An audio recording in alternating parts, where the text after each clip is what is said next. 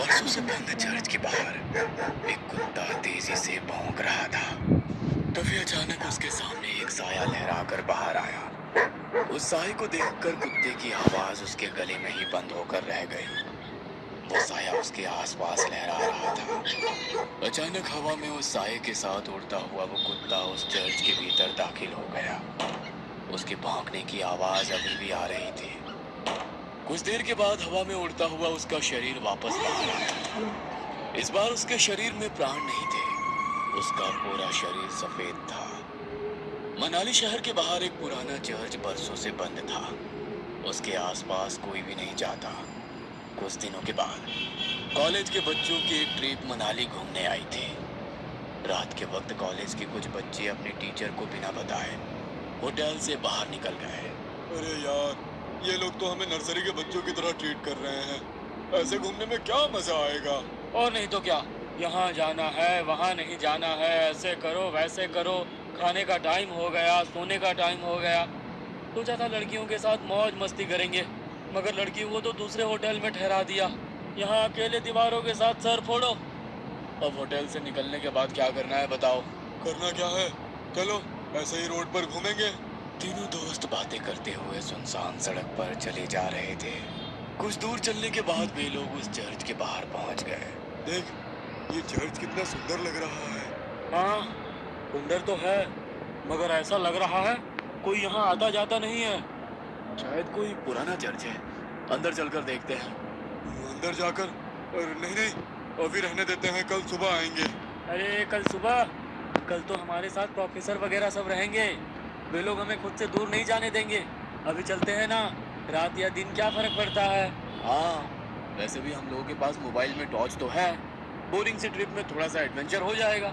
मनदीप का मन नहीं था, मगर रोशन और जतिन के कहने पर वो उन लोगों के साथ उस चर्च के भीतर दाखिल हो गया। चर्च के अंदर जगह जगह जाले लगे हुए थे।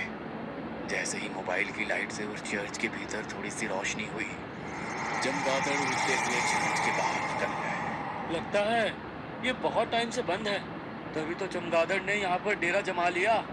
यार, मुझे यहाँ की वाइब्स कुछ ठीक नहीं लग रही है। हम लोग चलते हैं। कहते हुए मनदीप पलटकर दरवाजे से बाहर निकलने वाला था। तभी उसके पैर किसी ने पकड़ लिए।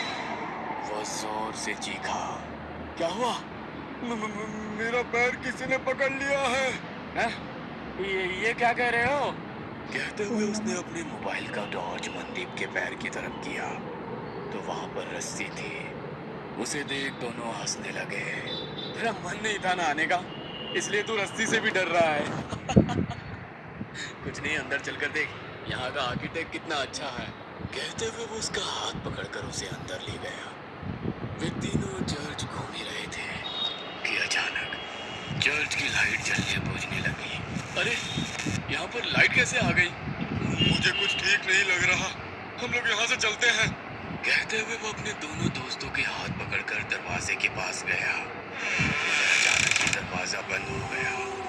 तीनों दरवाजा खोलने की कोशिश कर रहे थे, मगर दरवाजा नहीं खुल रहा था।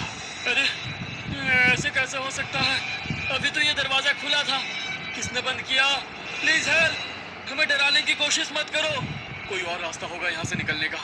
ढूंढकर वहां से निकल जाते हैं।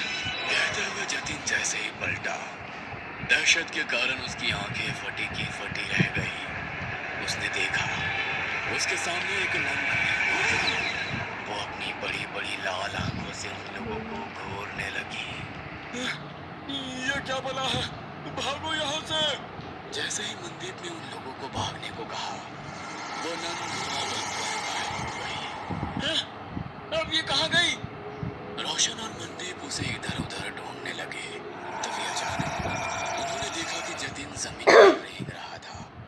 उसकी आंखें नन की तरह ही लाल थी, चेहरा पूरा सफेद और हाथ पैरों की चमड़ी जली हुई। उसे देखकर वे दोनों डर गए और चीखते हुए वहां से बाहर निकलने की कोशिश कर रहे थे, मगर उन्हें चर्च से बाहर निकलने का कोई रास्ता नजर नहीं आ रहा था। दोनों डरकर एक कोने में खड़े थे। जतिन तेजी से छिपकली की तरह रेंगता हुआ उनकी तरफ बढ़ा और उन लोगों को देख अपनी जीभ लपलपाता रहा। कभी जतिन का चेहरा नजर आता तो कभी उस नन का। हमने तुम्हारा क्या बिगाड़ा है? छोड़ दो हमारे दोस्त को, हमें यहाँ से जाने दो प्लीज, हमें यहाँ से जाने दो, हम कभी यहाँ नहीं आएंगे। कहते हुए मनदीप ने उस नन के आगे हाथ जोड़ लिए। नन उसे देख मुस्कुराने लगी। उस नन ने मनदीप का हाथ पकड़कर उसे अपनी ओर खींचने की कोशिश करी, मगर मनदीप के हाथ में गुरुद्वारे का पवित्र कड़ा था। उसे छूते ही नन को तेज झटका लगा और वो जमीन पर गिर गई और वो नन धुआं बनकर जतिन के शरीर से बाहर निकल गई। जतिन बेहोश जमीन पर पड़ा था। रोशन उसको होश में लाने की कोशिश करने लगा। जतिन, जल्दी उठ जा, हमें यहाँ से निकलना होगा। जतिन प्लीज उठ जा। तुम लोगों को क्या लगता है कि तुम लोग इससे बच सकते हो? नहीं, तुम लोग अब उसके शिकार हो। यहाँ से बचकर नहीं जा सकते हो। वैसे भी यहाँ कोई नहीं आता। यहाँ गलती से कोई जानवर भी आ जाता है तो वो उसे नहीं छोड़ती।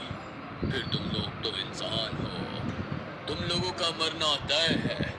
मगर ना जाने क्यों मुझे आज ऐसा लग रहा है कुछ अलग होने वाला है।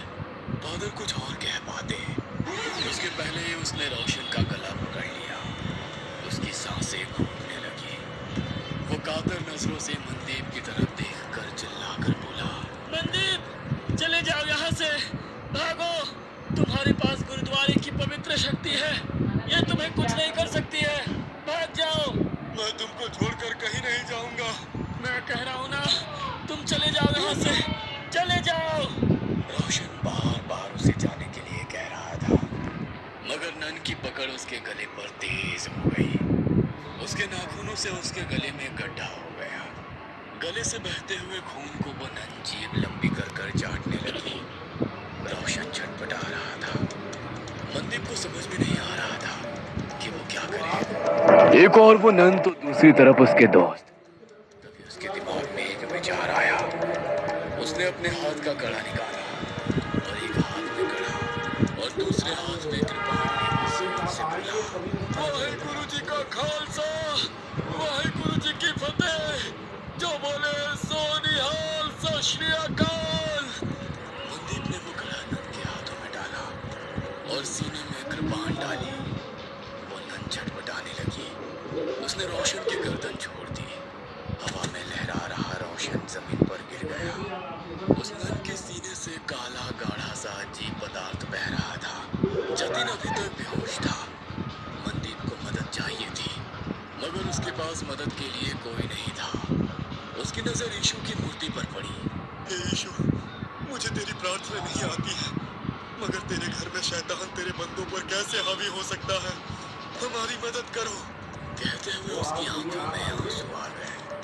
तभी एक चमत्कार हुआ और बरसों से बंद वो चर्च अचानक से रोशन हो गया। फादर ने दो नन को बुलाया। नन ने घायल रोशन और जतिन का इलाज शुरू किया। फिर फादर ने जैसे ही उस घायल नन की ओर देखा, होली वाटर डाल उसकी मूर्ति की प्रेयर करने लगे। देखते ही देखते वो नन की आत्मा यीशु की मूर्ति में समाहित हो गई। आज तुम्हारे साहस और सूझबूझ से बरसों से भटकती उस नन की आत्मा को मुक्ति मिल गई। God bless you my child. तुम्हारे दोस्त अब ठीक हैं। कल सुबह तक उन लोगों को कुछ भी याद नहीं रहेगा। अब तुम लोग यहाँ से चले जाओ और आज की घटना का जिक्र किसी से भी मत करना। फादर के कहने पर मनदीप अपने दोस्तों के साथ होटल वापस आ गया। अगले दिन वे लोग जब मनाली घूमने के लिए निकले तो उसके दोस्त सब कुछ भूल चुके थे, मगर मनदीप उस खौफनाक रात को उम्र भर नहीं भूल सकता था। वो अपने साथियों के साथ उसी जगह से निकला तो मनदीप को कोई चर्च नजर नहीं आया। बस दूर खड़े वो फादर उसे देखकर मुस्कुरा रहे थे। उन्होंने उसके ऊपर होली वाटर डाला तो मनदीप भी कल रात की वो बातें भूल गया। मगर मनाली के लोग उन लोगों को कभी भूल नहीं सकते हैं, क्योंकि उनके कारण ही तो उन्हें विलन से